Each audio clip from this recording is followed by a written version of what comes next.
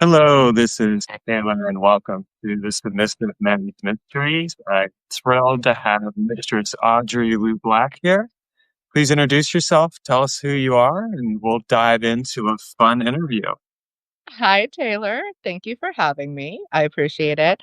Like you said, my name is Mistress Audrey Lu Black. I've been a professional dominatrix off and on for about 26 years now. So I get that fun classification of 25 plus, and then we just ignore whatever the plus means. I specialize in consensual behavioral modification and long term ownership.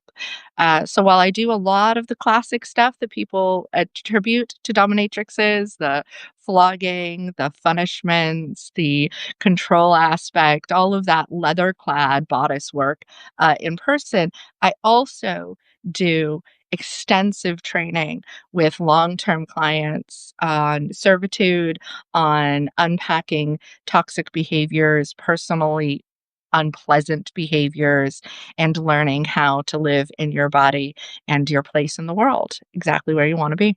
So, Mhm. that's me. On with you. Well, all of that sounds really important and good. And speaking as someone who works in this space in a men's coach, I can definitely appreciate that unpacking of toxic behaviors and things along those lines, because I think that that is one of the facets and areas that I see a lot of men struggle with. Sure. It's So I'm very curious, true. like, what your approach is and how you approach relationships in that context in the work that you do. Can you tell us a bit about that? Yeah, absolutely. So, part of what I find myself kind of regularly up against is people who are very interested in the position of serving. I will have to say it's a self-selecting audience. I am a dominatrix. Not every person out there dating is gonna be correct in a more subservient role. It's not gonna be the place for them. That's okay. Everybody should have options to truly be themselves. But I focus on this demographic because that's what I specialize in. They come to me and largely ask me why their relationships are unsuccessful, why they're unsuccessful in the office sometimes, why they can't seem to get through the wall of dating apps to even start a conversation or get past a first date. And what I tend to find is that men don't know how to date. Men don't know how to be in relationships. And a lot of the advice they're getting is show up prepared to pay, but make sure that you're getting your money's worth. So there's a lot of commodification of dating and then acting like that's supposed to build a healthy relationship. Um, play these games where you don't text her first because how dare she know your actual feelings? She's going to disregard you. She's not the right person for you. That's okay. The person who is the right person for you is going to be okay with you texting first. The worst piece of advice I think I've seen recently is if you see somebody on a dating app and you can't get through to her on that dating app, you should go to a secondary location like her Instagram or her Facebook and message her there. And I'm going to tell you, like, I may message back to make sure that you're not a crazy stalker, but we have not started off in a place that I'm comfortable. um, so there's a lot of really bad dating app out there, dating advice out there. And almost all of it is designed to make you as generic as possible. To just say this is blanket advice that always works. It's a numbers game. Just keep doing it, keep doing it. And the truth of the matter is, like, even for somebody who like me, who's very interested in having a service-based relationship, that's not interchangeable. You have to be the right person for me, especially if we're looking for a long term. Um, so that's a lot of what we start with is just, okay, let's put all of the advice from guys to other guys aside and actually talk to the woman, the type of woman that you're interested in and listen to what she has to say. Because not only is that going to help you in those initial stages of starting a conversation, that's what your relationship needs to be going forward. Even if it is a domination, submissive, like DS relationship like I do, even if it's just your standard relationship, if you're not listening to her, you're listening to outside sources on how to manipulate her, y you're not dating her, they are, and There's a make yourself replaceable. Yeah. There's something that I would agree with all of that. I think that's excellent advice, and it's something that I find really fascinating in general with, which is that there is this transactive element of like trying to manipulate the woman, trying to manipulate, the situation, trying to be like three steps ahead or whatever. And it's actually just incredibly unappealing and unsexy because it's like there's no sense of genuine presence in it. It's very artificial. The problem with playing things like the numbers game is that even if you do get a hit, even if you do connect with somebody in that first interaction, you wasted all of your energy. You really do have a finite amount of energy. You're a human being. You're only awake so many hours a day. Supposedly you have a job or other friends or other interests. You've wasted all of your energy just scattershotting everywhere. And so you don't have the ability to be present in conversations that might actually be productive, but also you look like that. And when people feel like their interactions in dating apps or online are fake, I do have to ask how much of you is actually showing up. Are you showing up as something that's only partially there or faking or kind of like hedging your bets? Because if you are, then the only conversations you get a generation from are going to be meeting you at that level. They're going to be energy matching. And anybody who's showing up fully is not going to be at all satisfied with the level that you've brought up. So before we continue on, I just want to note we've had a couple people join us live. Welcome, Sheena. Welcome, Kathara. If either of you have questions at any time, feel free to drop them into the chat and then I will share them. We can both answer them at that point. Yeah. So here's a question I'm curious about. In your experience, what does healthy masculinity look like in the context of dating? Like how does a man show up? And maybe he does have some of those toxic patterns, but there's hope for him nonetheless that he can move out of that. What is it that you would look for from somebody when they're going to show up in this context? Curiosity. Yeah. For me, curiosity is the absolute cure to nihilism. I like to teach there's an old improv trick called yes and, where somebody says something to you and it can be fun, it can be absurd, it can be like, in the context of role play in the bedroom, it'll be, I'm a burglar and somebody goes, "Yes, and I've caught you in my house." Like it's that building of a conversation. It's the acknowledgement of what somebody said, taking it in and playing with it, or at least asking follow-up questions. I'm a person whose personal kink, I think, is learning new things. And so I can't continue in a conversation with somebody who isn't curious. But also, I don't see any value in being in a relationship with somebody who isn't asking me questions about themselves and building on that. Sometimes when men are starting the process of unpacking how they show up persona first in a new conversation and a new date where it's just very front, it's very like, I'm this guy and you take it or leave it. When they're unpacking that incredibly damaging concept, they will revert to the other direction where they are just asking questions, but it feels like a list of questions. I don't feel like you've heard what I've said. I don't feel like there's long term retention or care. There's no building of that conversation. And so it's the start of something, but it's not really the full thing yet. Yeah, what strikes me about that is it's like there's a lack of attention and awareness. Mhm. And I think that plays a really important role in any type of relation that the person's going to is that fullness of attention and awareness, that curiosity. Who is this person? And how can I and what can I share of myself? But not like sharing from a place of again trying to manipulate, but more sharing of just like this genuine connection. Here I am. This is who I am, and here you are.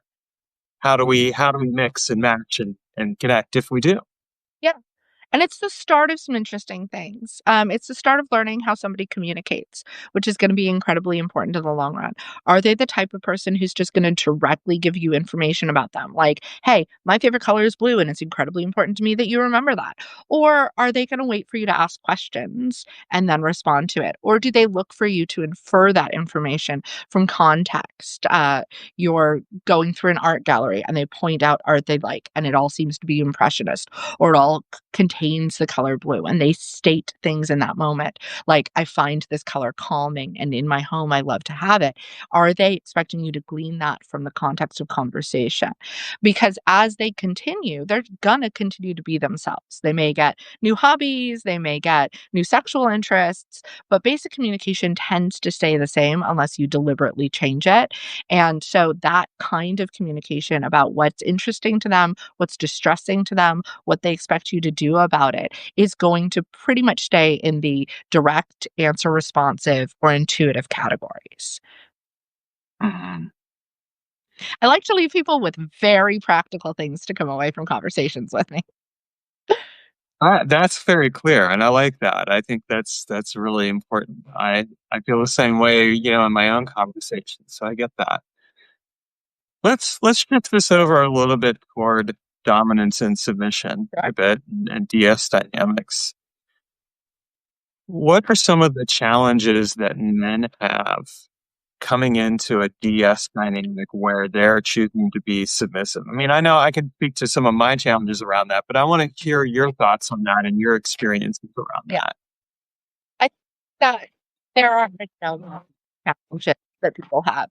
And I think part of it is to understand that DS dynamics can exist in a multitude of relationships. So there isn't the first thing that we need to make sure that we're not doing is assuming things. And that involves talking about it, communicating what you want, asking the questions as to what happens next week, next month. Are we having this conversation for the purpose of a long-term FLR? Are we having this conversation for the purpose of a one-off scene? Is this a professional relationship? Is this a personal relationship? It's gonna make a big difference. I find that a lot of people who are very interested in femdom or very interested in female-led relationships have more experience learning that information off of what's being sold, which is fun. Some of the porn's great, some of it's awful. Some of the stories are great. Some of the stories are just pure production and never happen in real life. And some of the stories are very centered on a scene. And that's not the same as building a whole life. So the key on this is you have to know what you're asking for. You have to know what you're giving in exchange for it. And you have to be willing to listen to the other side of that. It is a basic negotiation. So things like if you have a list, if you're like, I think that I'm a sub because I have a list of things that I am excited about experiencing or receiving. That kind of list work, that is usually centered around a single seat that usually has very clear guidelines of what you're gonna get out of it. If you're doing that, no problem with that. Go hire a professional. Come to somebody like me.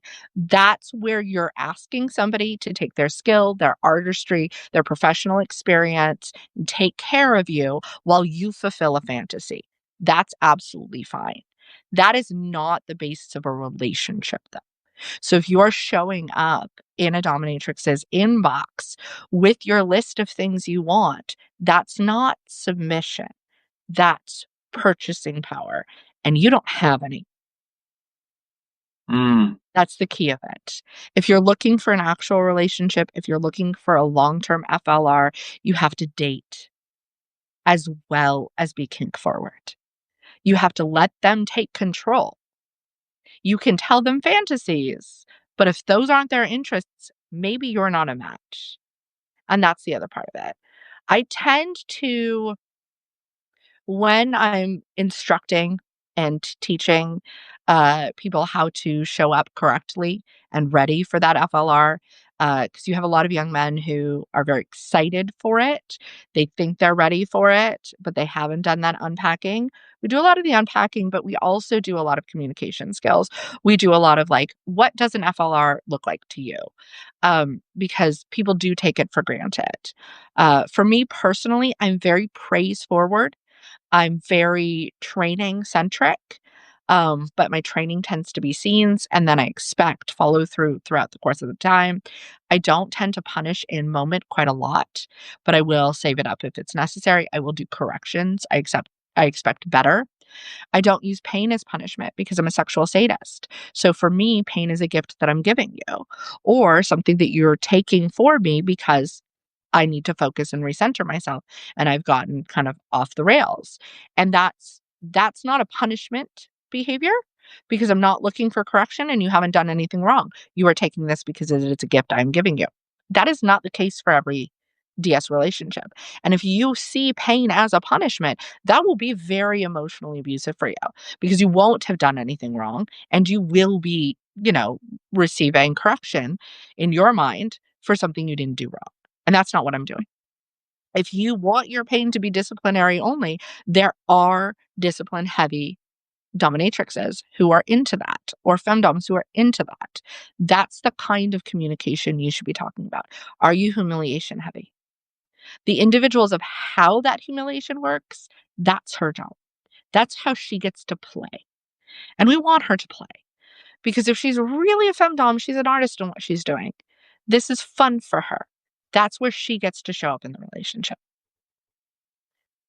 Yeah, something that really strikes me about that is just the word communicate Yeah. and just the clarity of communication that's necessary to have this come together, whatever way it's going to come together. And part of that, I think, is just really being in touch with like, well, what are my desires and truths, and also being able to surrender those Mm. in a very conscious way, a conscious, deliberate choice to surrender those as part of the experience. Yeah. I think a lot of people know they do have that list of fetishes, right? They're like, I'm really into mummification. And then the question becomes, okay, why? What is mummification doing for you? It is that complete loss of autonomy, the unpersoning of self. You are no longer an independent ego. You want that completely taken away. And so when you're aware of that, when you are aware of what submission actually feels like in the moment, it's no longer a list of like, I want to be saran wrapped. Sure, great. You can also be body bagged. You can also have like full restraint and leather face mask, doing a similar thing with a lot of the body open if it's still triggering the same feeling for you. It allows, like I said, knowing not just what you want, but why you want it, what submission feels like to you, allows her to find all of the ways to get there with you. And also all of the ways that she feels ownership in that. Because if she's just doing it to assure you of your place and she's not receiving that joy and that ownership, it is going to burn out. Yeah, at that point it becomes performative. It's not really present. There's not presence there. And so that takes away from the juice Yeah. of the experience. I get a lot of married men who ask how they can get their wives to be more dominant. I'm like, first off, you can't.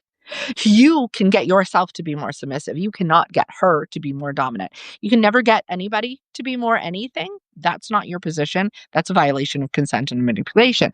But on top of it, the last thing on earth you can ever get is for somebody else to be more dominant because you manipulated them into it. That is the antithesis of them having control. So you can ask for things, you can explain what it's doing for you emotionally, and honestly, most people who are fully invested in a relationship with you and feel that you are fully invested back are going to be interested in what that's creating for you. But that second thing's important. A lot of those men who ask that question, their wives do not feel like they are fully invested back. And men have decided that the reason their wives don't think that is because there's these secrets that they can't quite say yet. It's usually because 'cause they're not showing up at any other point in their relationships either. They have not invested the emotional intimacy equity into the overall relationship, and so it is incredibly difficult for the partner they're in to take the vulnerable steps with them in the bedroom. Well, and I would observe it from this. I mean, basically, what you're describing is nice guy behavior, Yeah. where the guy is checked out. It's not genuine submission because he's not in touch with himself enough to be able to offer that. If he can't show up fully in the relationship, how could he possibly be submissive to her? Even if he somehow managed to quote unquote get her to dominate him, it would be pure performance because he's not fully there. And of course, she's not going to be fully there. He's checked out. Why should she be checked in? That it is interesting how many people look at BDSM and think of it as a way to put a spark back into a relationship. And I get the impulse. I get if you already have a healthy sex life and you want to expand that out, look at the things you really love and take those further to the edge, go for it. If you're feeling comfortable in your relationship and you're like, hey, there's some taboo work I kind of want to work on. I want to see what this is doing for me, why I'm holding this taboo or why I'm interested in pushing it. Go for it. That's a healthy space to do. But both of those things require a lot of trust. So you can't backwrite that. You can't replace intimacy with intensity. You can't go into this spark sexual joy BDSM moment, think it's going to work perfectly. And then because it did, it fixes the intimacy problems. Those are two different categories in your relationship. And when somebody has intimacy with you, when they have that trust, when they have that ability to be emotionally vulnerable with you, they will also join you in being sexually vulnerable. Mm, mm. Just letting that land. I love that. That is so real, so powerful and present. Yeah. I think that one of the things I apologize, the screen behind my phone keeps turning on and off, which is why you're getting these flashes and backgrounds of lights, and, I should Well, we could totally play with that and be like, "Hey, that's the divine feminine," or whatever coming through, or that's your dominance coming through. this is this is straight up when I make a good point, this is the Yeah, illuminating spotlight. Like, there "Oh, you yeah, go. have your moment, sit with it." Um, yeah, I think that it it's one of those things that one of the problems that you find in turning DS relationships into long-term situations or just kind of being in healthy DS relationships is that it becomes a crucible of all of the problems of society on the outside. It doesn't fix them. You have to fix those things first so you can make this happen. Because dance relationships are very intimate.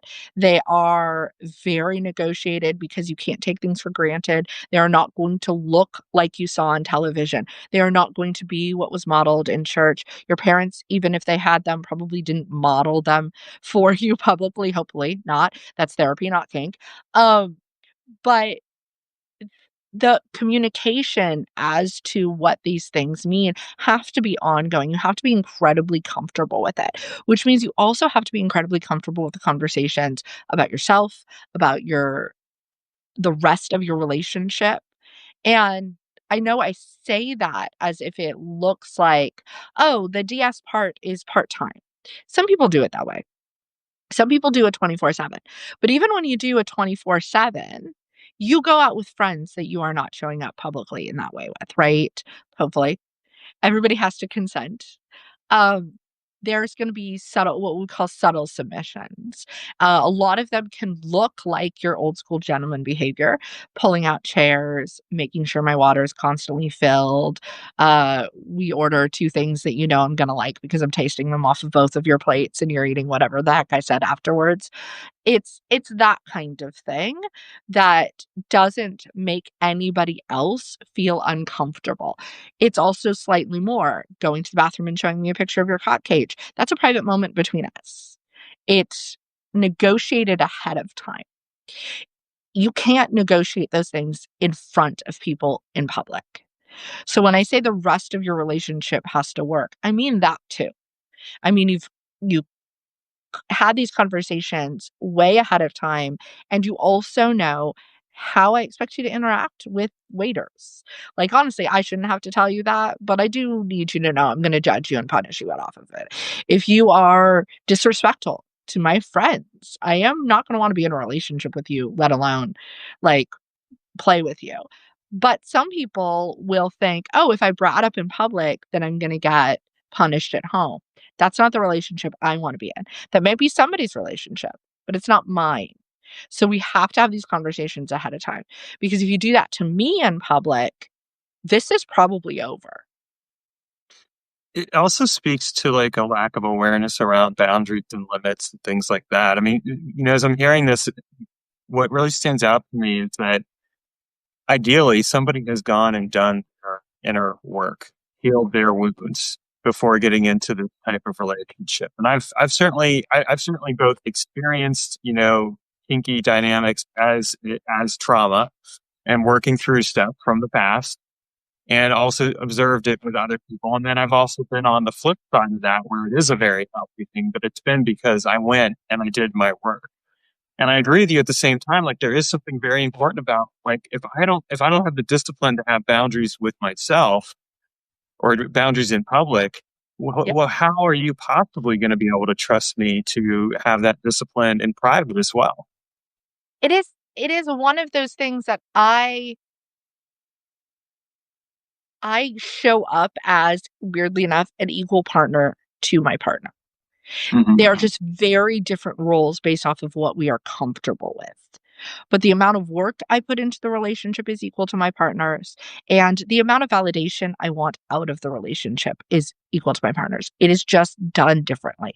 It looks different and it's communicated different, and the expectations are different, but they're still equal. I find that I will not be comfortable in a relationship in which I feel like I'm doing a lot of the emotional regulation for my partner.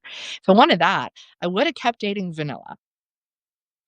I do expect my partner to do some emotional regulation for me, primarily around the fact that I now teach classes. I now do a lot of public speaking. I, am doing things outside in the world that is breaking my personal comfort zone. And so I'm looking for a partner that is supportive of me and making sure that I'm prepared with the water that I want. They're doing the last minute check to make sure that I'm physically showing up the way I want to show up. That kind of emotional regulation. And sometimes, taking a good beating because I really needed to get that energy out, and they're willing and happy to make those kind of sacrifices for me. They consider it a gift, like I said.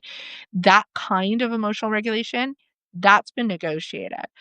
What I won't do personally is deal with a repeated reactivity from a partner or intentional, like, inappropriate behavior from a partner for the purposes of having me correct them. For me personally, I find that manipulative. There are other DOMs that find that enjoyable. They like that steady, constant disciplinary hand. So it is possible. But once again, you have to know yourself enough to know that's what you're looking for. You also, in those moments, can't be looking for them to do actual therapy for you. We talk about sometimes BDSM becomes like trauma work. Yes and no. Like, honestly, BDSM becomes trauma work in the same way any kind of intensive self-care does. There are people who have revelatory experiences from going to a sensory deprivation tank at a spa.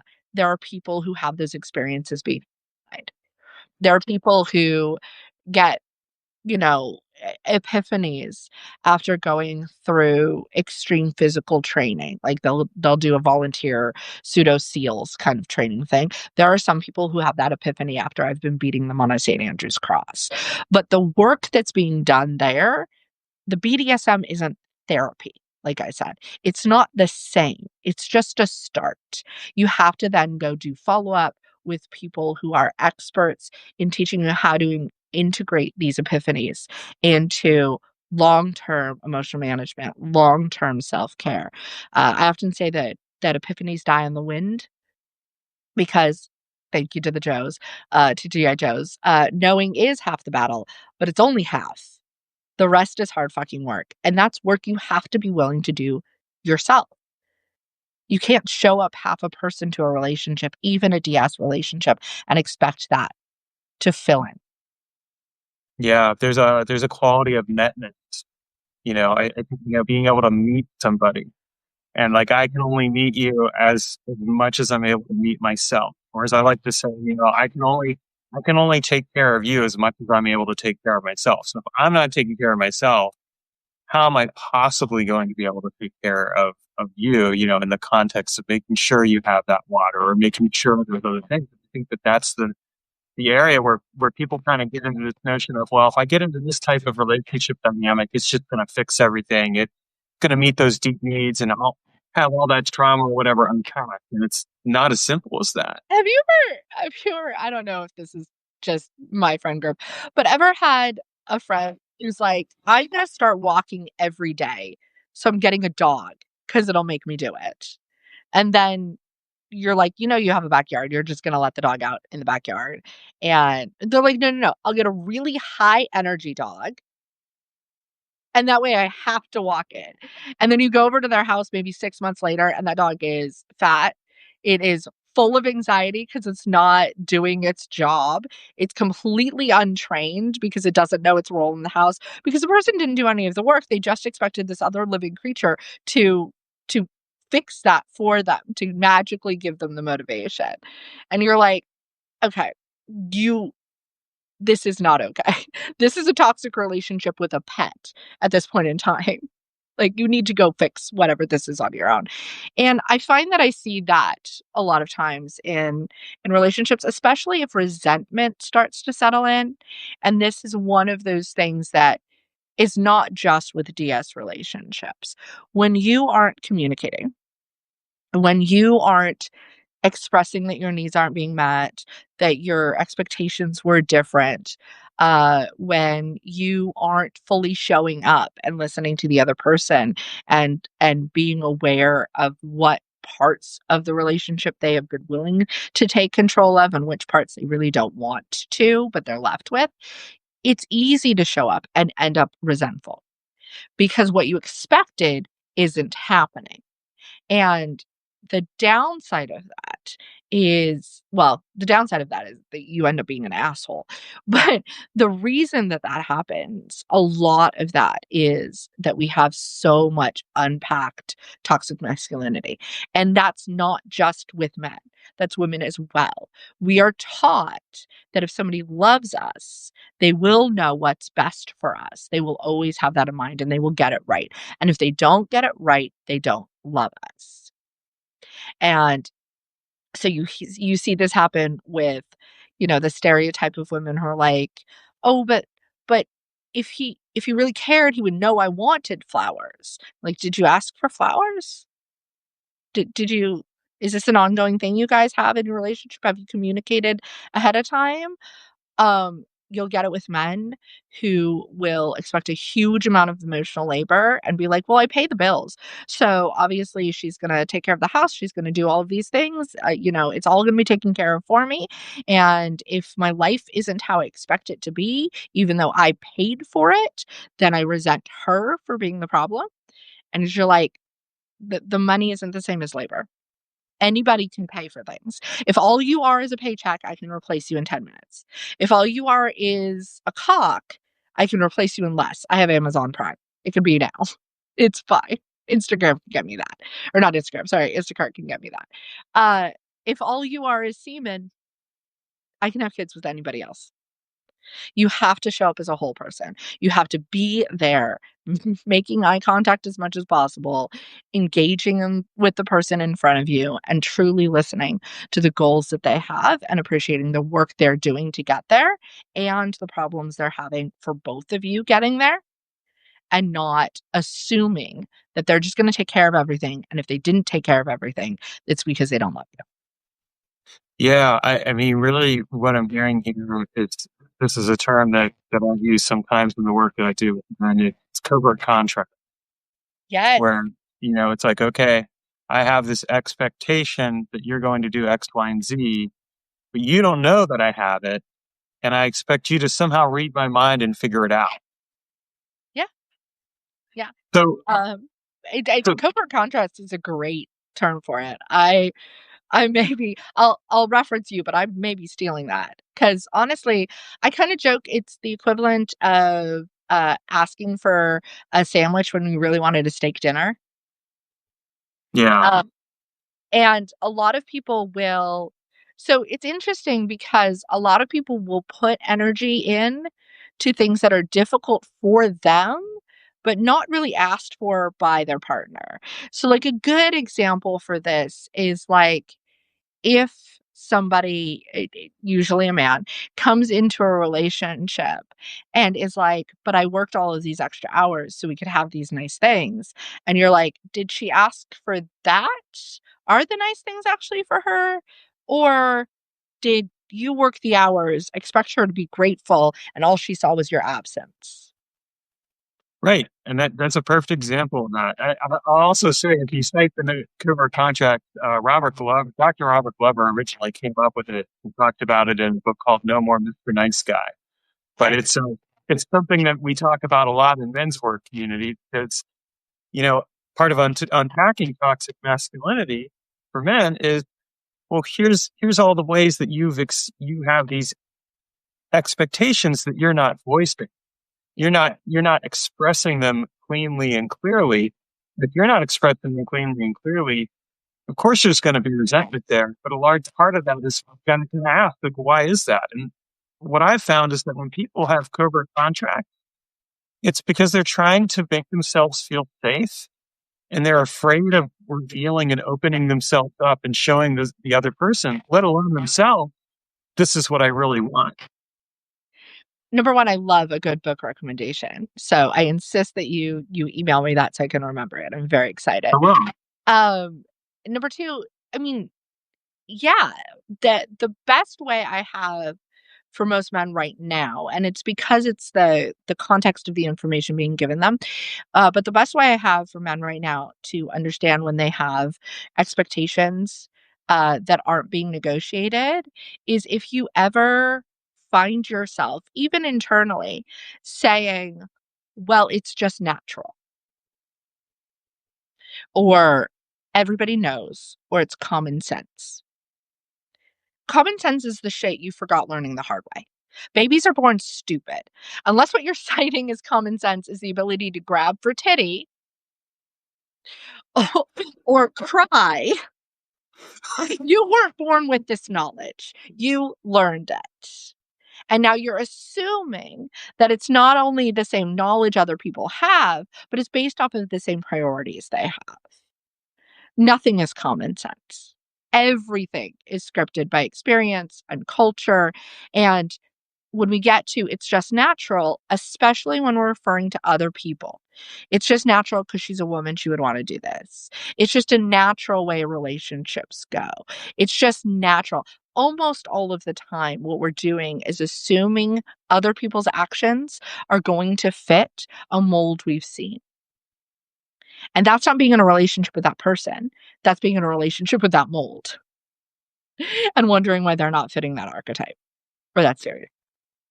I think there's a lot of truth to that, and I will say, like, one thing that I do with my partner Tina, we will talk about the natural order of things. That's something that we've discussed extensively, and we've created an understanding and, like, a document around and other things, and we continue to talk about because Love talking. it's something that we're doing to create that very specific sense of a natural order. It's so, in a sense, I guess we could say that it's been a constructed natural order, but it's something that we spoke to because we didn't want to have the covert contract in place in either direction, and I think that's really important.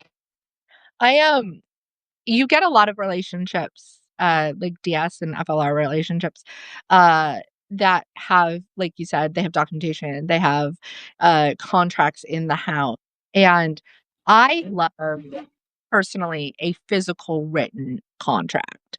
I understand that I say that and it feels not sexy to most people. It feels like, this isn't romantic, it's not spontaneous. But one of the things that I find that's incredibly useful on a personal like contract is that I work a lot with people who are high anxiety or have PTSD, which means I work a lot with people who have memory issues. And we all do. And for me, a contract is your word, your honor, all of those noble things written in a form that I know without any doubt you understood and understood the terms of and were willing to put it in paper. There are a lot of people willing to sign your name to it. There are a lot of people who look at DS contracts in the same way they look at marriage certificates, those wedding certificates that like publicly avow that you are connected to this human being and this is what you see with them and that you're willing to really be beautiful and publicly state how much you're devoted to them. Those contracts can really look like that as well. And I think that when you refer to, people wanting to feel safe, wanting to feel secure in their relationship, I don't see anything that does that as well as a contract does, because you really can look at the individual things that are being done for your care and your love and your safety and be like, "This is it. This is the proof that I'm loved today." And Hmm. it's real rough. We all need that. Absolutely. I mean, we kind of refer to it in our case as like our truth, Yeah. the truth that we've come to. But like, however you refer to it, that is absolutely an essential part of it. So this kind of brings me to a question because we were talking about this a little bit earlier. How does somebody become irreplaceable? I mean, you talked about earlier, like, look, okay, if you got a cock, like that's replaceable. I can just get that on Amazon Prime or whatever. Yeah. So how do we move from that objectification toward really becoming, unless of course we want the objectification, but you get what I mean. But like how do we get to that place where we're irreplaceable? Be more interesting. Yeah. This is one of the worst pieces of advice that I see going around for men. It is there is one single way to be a man. It is this, and you must just compete constantly to be at the most to that. And honestly, it's so goddamn boring. It means that you are in competition with every other man all the time. And to be entirely honest, women are weird or sweet or wild or smart or want to be comforted or don't want to be touched when they're upset. Women are complicated and ranged, and there are people out there who want you to show up more legitimately you. It doesn't mean to be at them. This is part of where we need to learn boundaries. You can be yourself, be comfortable with yourself, state who you are, show your silly side, and make the fart jokes and realize that you're with somebody who does not necessarily like them. That's not gonna be my sense of humor. And then determine if that's the relationship you wanna be in. You need to show up not just being like, "I play video games," but being like, "I like to play storytelling video games because I'm interested in stories." And there are a variety of ways that you can experience that with another person, both in video games and not. Uh, you need to show up in a way that is more than just a paycheck, and you need to have lived experience with that person. If you want to be irreplaceable, you need to be in your life. You need to be in your home, building that home together. You need to be in the special events in somebody's life. You need to have inside jokes. You need to have ways that you touch them that they find comforting, not just sexual, but comforting, that you know that other people don't know. It is truly just showing up as a full, interesting, vulnerable human being. And that vulnerable part is the hard part. Yeah. It is. I mean, and at the same time, it's like being bland doesn't really get you anywhere. There's a lot of frustrated people out there who are getting this horrible advice about basically being bland. Like if you check off these little check marks, that person's going to swipe right on you or Yeah. whatever. And that, I've never found that to be true. I've never even found the dating apps to work all that well. Quite frankly, all the dating I've ever had to happen, it's happened because we started talking and connecting and there's like, ooh, there's this spark here. There's this interesting connection. Let's dive into that deeper. Yeah. And without it, it doesn't really mean anything. I'm not gonna lie, I have had a lot of success on dating apps. I've also had some really weird experiences. Dating as a professional dominatrix is odd. It has its own minefields. Uh, but I have absolutely found some success on dating apps. It's a lot easier for me. If you go into Field, which is my biggest app that I use, I don't even see you if you don't ping me, because I found out a while ago that the most likes you can get on Field before the counter shorts out is 99,000, and after that they don't have another place, so they just put 99 plus. Like that, and I've cleared that thing out before. I can't anymore. It's exhausting. It's a full-time job. That thing is dense. So, yes, you do have to have things if dating apps are gonna work for you that make you stand out, and I would say that that's a really good place to start nicely experimenting with what I'm talking about is showing up. Uh, have actual words on your app, Yeah. even if it is just a sex app, especially if you're looking for women. Have actual pictures of yourself. I can understand if you don't wanna show your face, but an actual picture of yourself. If it is just a sunset, I am going to assume that you are not, well, no, actually, honestly, if it's just a sunset, I'm gonna assume that you're cheating on somebody, and I'm not alone in that, I promise. Um, I'm not gonna lie, having an animal in a picture works. I'm a sucker. You get me a dog or a cat in one of those pictures, I am much more likely to be interested and wanna know what the dog's name is. And make sure that when you're connecting with somebody, you are stating something about them that is respectful and not just physical. The number of pings that I get, given that I have my body and I do show up as myself and I know what I look like, the number of pings that I get that are just, "Hey, nice tits." Because I showed them, they think that that's the start of a conversation. And it's honestly, they're always gonna show up. They're part of the body. So get more interesting than that. And then the other thing I'm gonna give as a piece of dating advice, and I'm gonna give this actually as a piece of sexual advice, but I mean it, apply it dating too, is pick something that you're really good at. Something that you've put the time into and find a way to modify it for the situation you're in. My sexual advice on this is for my video gamers, because I promise you, especially my console gamers, if you can play Mortal Kombat and do the finishing moves, you can rotate that hand and finish her. Guaranteed. You've already put hundreds of hours into memorizing that. Get good. If you are an oboist or a flautist, you've got the tongue work. Apply that. See what happens. So it's easy and funny to give it in a sexual context. But like, if your experience is as a writer, go ahead and write to her. Text her often. Get get that in there.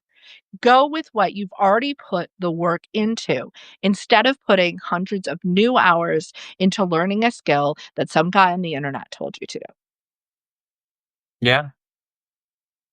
I mean, there's so much truth to that. It's amazing how often, people miss out on that, and yet it's like it's as simple as that. Like, I think that, appreciating the skills that you've already have is so essential, and there's a lot of truth too, I think, to the idea that, if you want to seduce someone, seduce them by.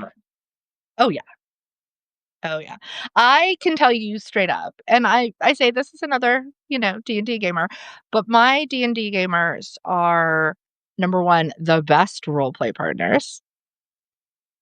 Nothing's stupid to them and everything's sexy. And the best texters. They have wonderful texts, they have wonderful sexts. They're pretty good at knowing when they should be using one versus the other. Um, and when they do get a correction, "Hey, I'm not in the mood," they just kinda yes and, they move on with it because like I said, they're really good role players. So, go with that, you know? Yeah. And yeah, I think, that's really important. So it's simple here, folks. Like, it doesn't have to be that hard. This isn't an elaborate game. Yeah. Communicate. show that you have some interest. Ask questions and be interesting and be interested.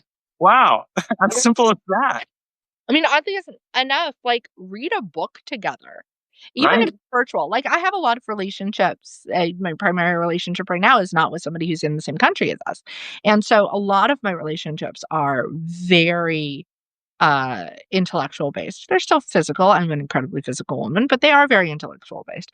And one of the things that you can do, and it doesn't necessarily have to be a book that's for the purpose of your relationship, but there are some really great ones out there as well.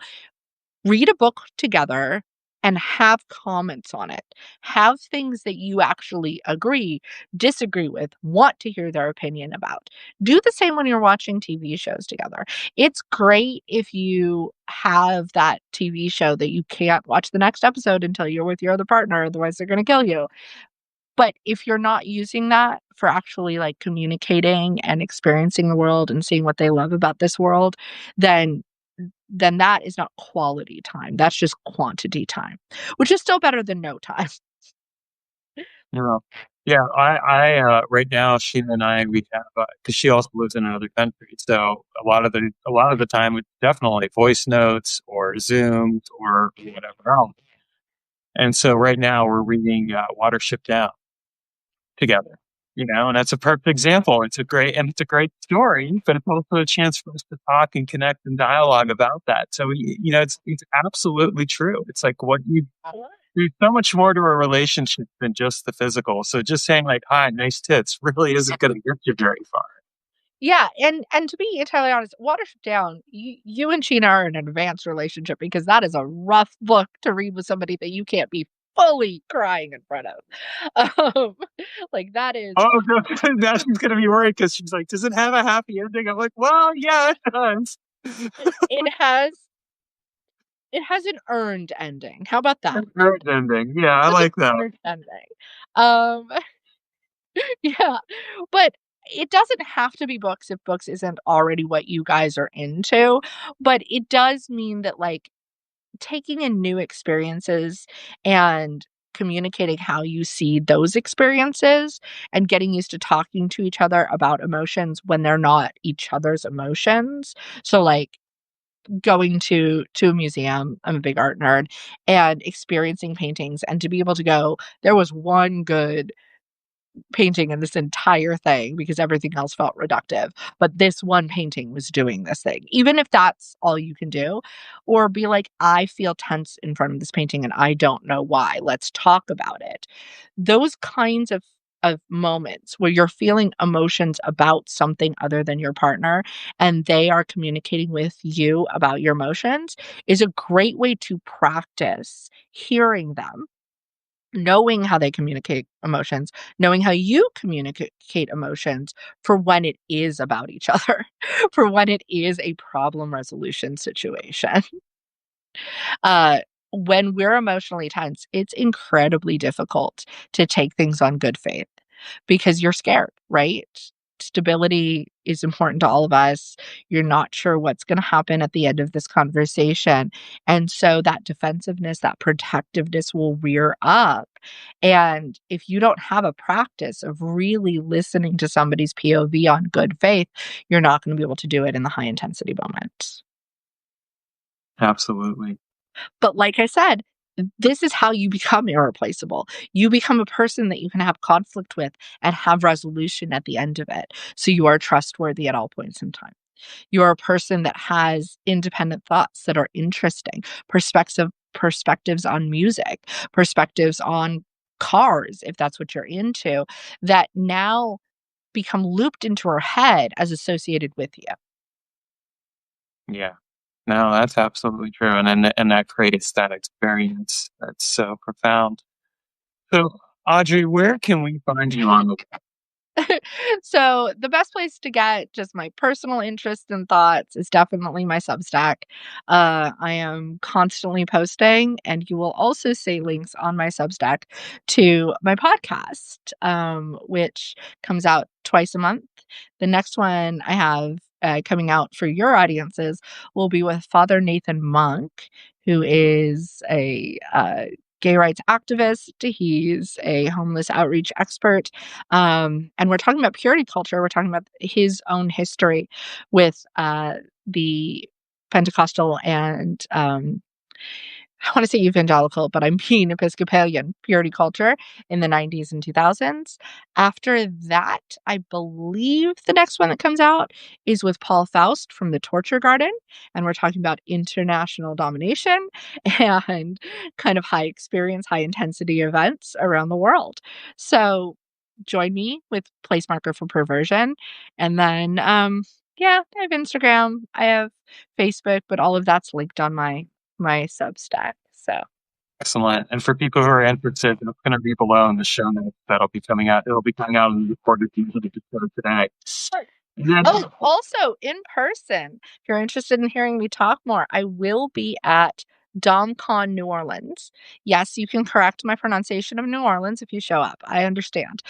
Um, but that's at the end of October. That's October 23rd through the 26th, I want to say, for the public, in New Orleans. And I will be teaching Beyond Ritual, which is my class on goddess worship in long-term ownership and FLR relationships, and I'll be doing a live podcast.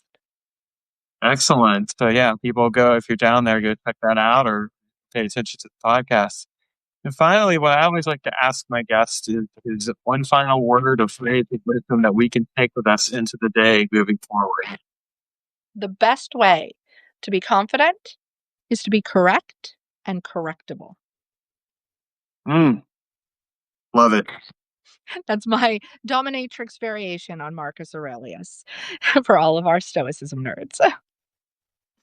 Well, Audrey, I want to thank you for making time for this interview today. I really appreciate it, and I'm glad that we've had a chance to connect, and I look forward to connecting with you again in the future. Absolutely. This was a delight. Thank you so much for having me. And thank you, everyone, for coming on live. Take care.